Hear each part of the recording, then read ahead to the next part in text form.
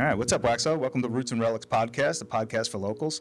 Today we have a really interesting guest, Gene Stowe, with his book Inherit the Land. He's here to talk about all the things that have happened here in Waxhaw, Marvin area over the last 30 years. He's been working on this amazing project, and he's here to tell us the stories about his great book that just came out and a documentary to follow. So thanks for joining.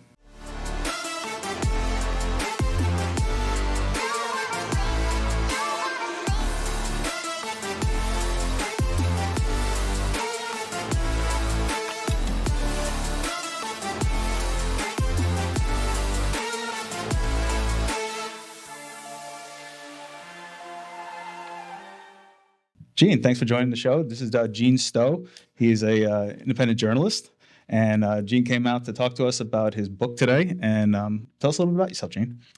Well, I'm in Union County for the third go-round. I went to high school in Monroe and graduated in 72.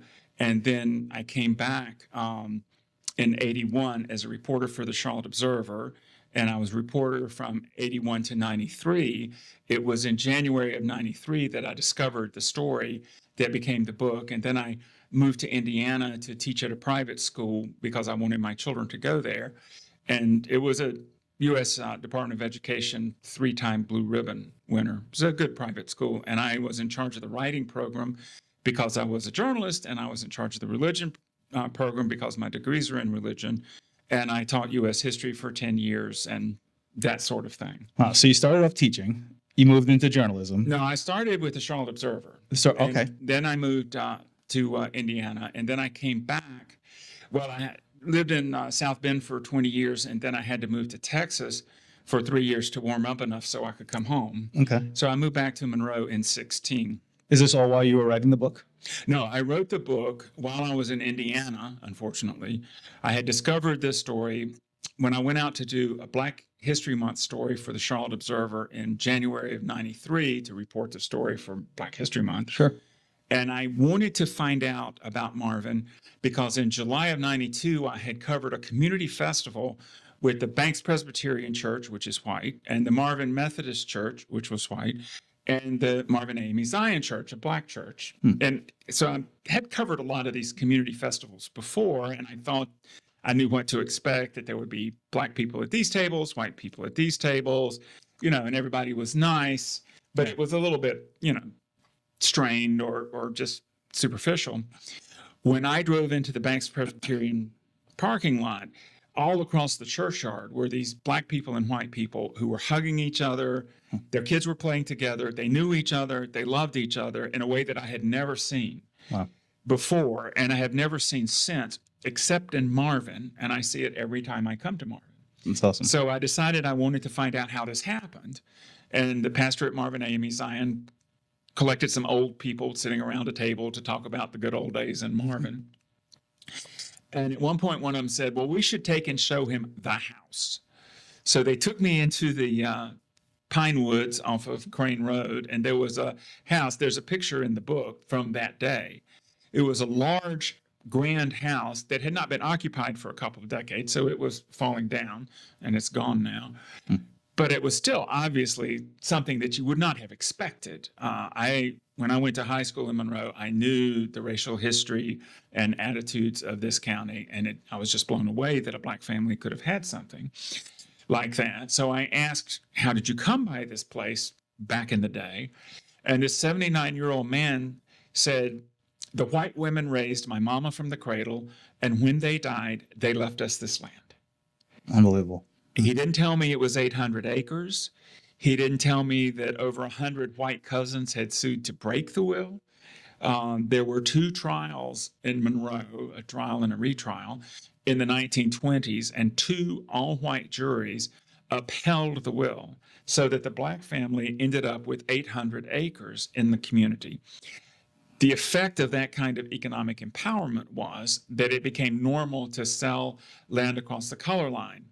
I have the story from a 1946 newspaper of a Black family there who were cousins of the people who inherited the land.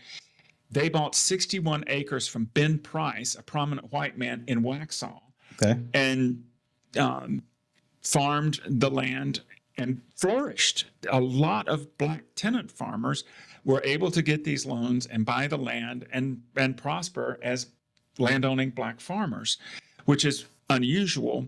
But what it meant was that economic engagement, plus the history of the relationship between the white family and the black family that just loved each other, has meant no racial trouble in Marvin to this day.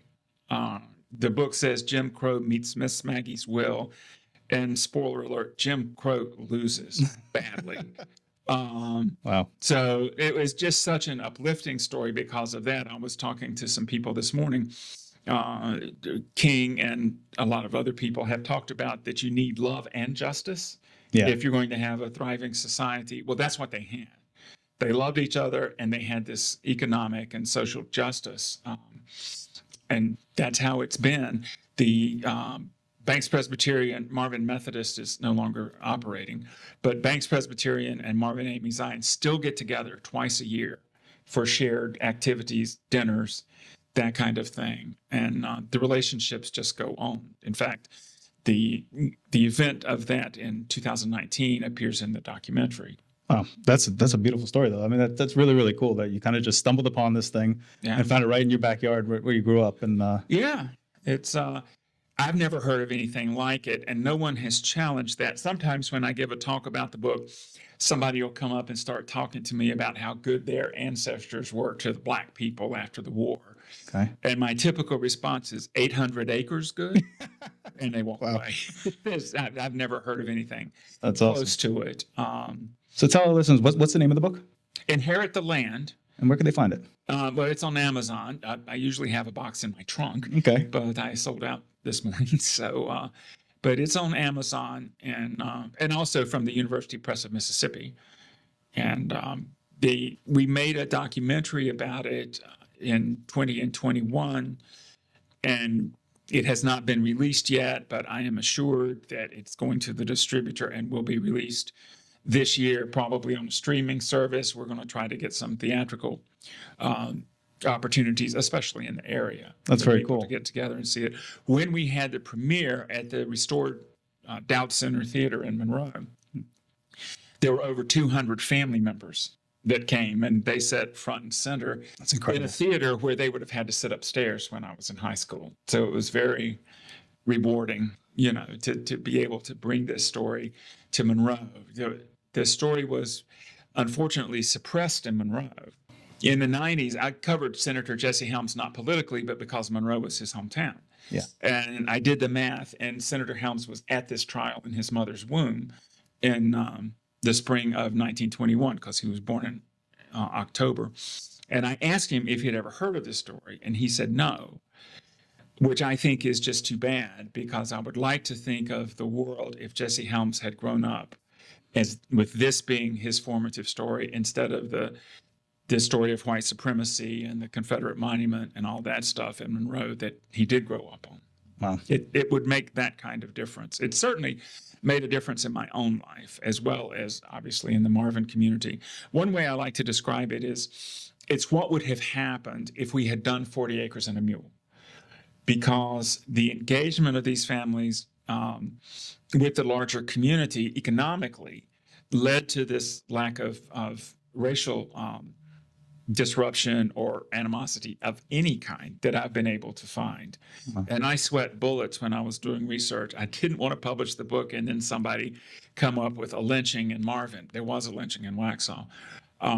But there's no such thing. If anybody wanted to find that and prove me wrong, they would have done it by now. It's been over 30 years since the first newspaper stories came out. So 30 years since the first explaining of this story. But when did you start doing your research on this one? That was in 93 when 93. I discovered the family, and they were a huge help, and I did a lot of research. And then I moved to Indiana, and friends read the book, and they said, well, of course they inherited the land. Why is this even a story? So I wrote 3 chapters about racial division and violence and Jim Crow white supremacy, just so that you would have the context to know why this is such an unexpected outcome for this family. So was this a theme to your reporting, or was this just a one-off thing that you just kind of fell in love with because it's where you're from and it was an uplifting story, like you mentioned? I couldn't let go of it. In Yeah. 2001, I didn't have enough material to make it book length. And so I had moved to Indiana, and I had a lot of friends in the Union County Heritage Room.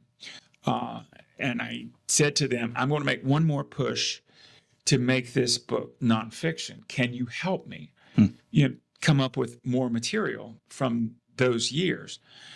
And 2 weeks later, a Xerox of the picture that's on the front of the book now showed up in my mailbox. They had found Smokey Houston had come into the Heritage Room and with this picture and said, "What is this?" We found it in an old frame behind my baby picture.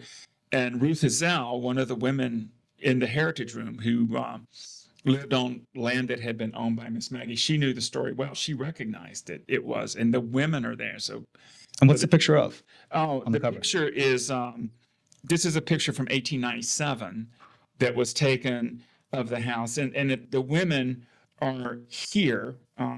The Spencer women, they're in mourning because their brother had died in 1896. And so there was family and neighbors and stuff here. You can't see it in this one, but Bob Ross, the black man, and his wife, Alice, are on either side of the group. And Mittie Bell Ross, their daughter, is standing up on the porch. And this is the house that was on the 800 acres. No, this is the house in what you might call downtown Marvin. Oh. Where they own 1,400 acres. Finally, 800 acres on what is now Crane Road. Okay. Both sides of Crane Road, pretty much from St. Margaret's Church at Ray Road all the way down. The only part south of Newtown Road is actually Marvin Eford Park. And then they own another 600 acres, both sides of Newtown Road, from almost to Crane Road all the way to the South Carolina line. And they owned the land between Banks Presbyterian and Marvin Methodist, which is where this house stood at the time. It has been moved twice, and it's in Mecklenburg County now. So that was where these things happened. That's where they brought her up.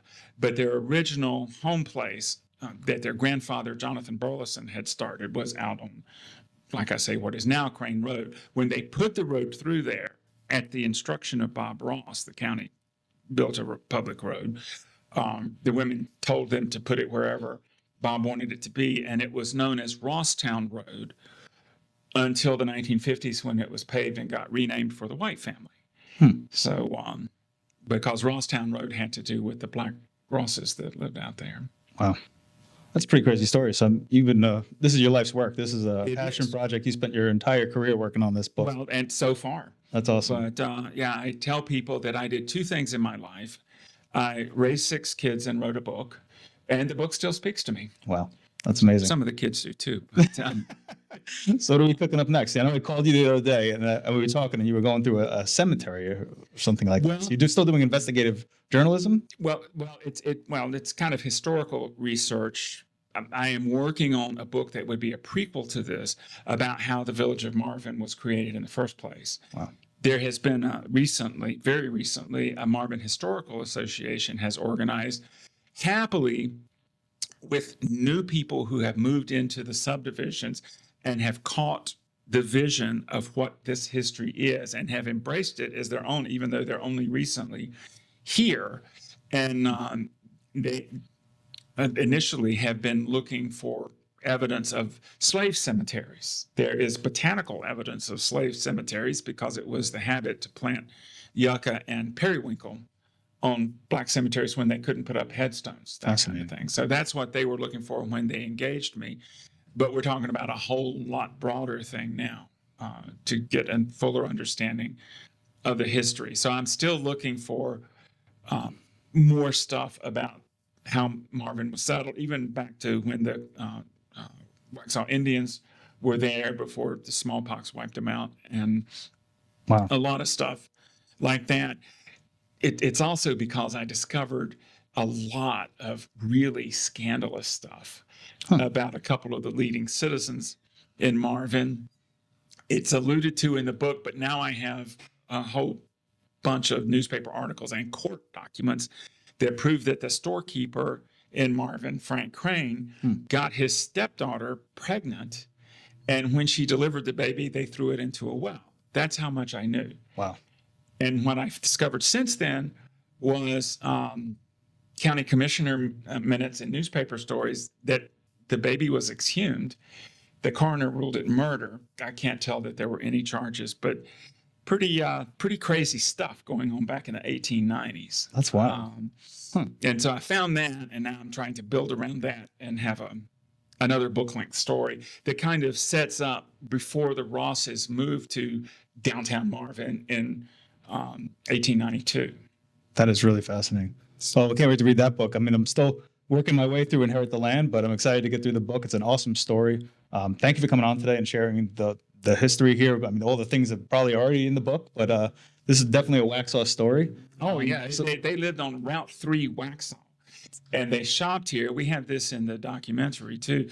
They shopped at the Belk store, which is now the Waxhaw Women's Club. Right. And so the manager of the Belk store gave some critical testimony. It kind of backfired on them.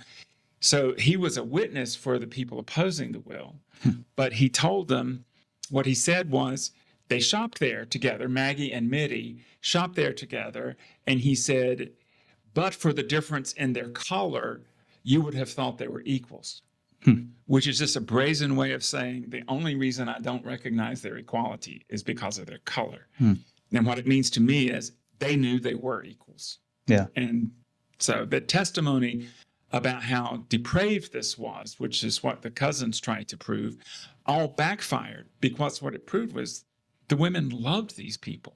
Yeah. And they left their, they didn't have any other direct family, just second and third cousins that sued. And so they left their land to them because they were family. That's amazing. A history professor at Notre Dame, when I was working on the book, I taught her son, and she was from South Carolina, and she said, this book proves that in the South, family trumps everything, even race. Yeah. That there's no biological family here at all, no hint of that. But they were a fictive family that was as real as any other family. That's a beautiful story. I mean, you don't often hear stories like that from that era, so that's really cool. I mean, it's so awesome that you're telling these stories in a new light, and it happened right here. I mean, that's pretty wild stuff. But so you've covered political journalism too in your career, right? Yes, yeah. So I've covered all kinds of stuff. If you're going to live from hand to mouth, yeah, that's just. That's right. That's right. So anything fascinating that you wanted to share with us about your time here doing journalism here in Waxhaw? Well, one thing about when I was a journalist here in the 80s is that the Farmers Ginning and Trading Company was still a buffet. So we would pack up the car and come here from the Monroe office to lunch all the time. And I did a lot of coverage of Waxhaw, of Listen and Remember, when Listen and Remember was going on. We have one coming up this That's a selected scenes from, we did that last year. I was on the board of the Museum of the Waxhaws for a while.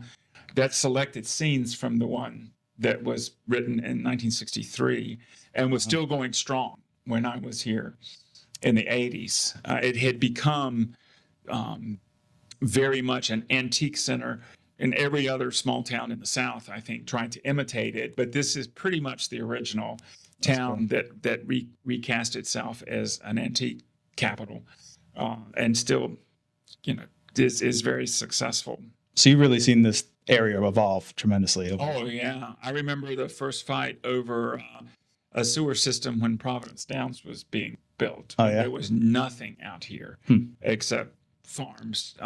Some cotton, but most of them had become dairy farms by that point. And then they were very soon to become horse farms, and then they were very soon to become upscale subdivisions. Wow. Thank you again for telling those stories. It's fascinating to see how things evolve over the years. And I really believe that the whole world ought to be like Marvin in this way. The racial troubles, the divisions that we have today, these women show us how to overcome that. And just because everything that is going on around us today was going on around then. Yeah. When they were doing this, all of the division and name calling and Klan activity and that stuff was certainly there in 1907 when they wrote the will. Look forward to talking again. Good. Thank you. All right. Take care.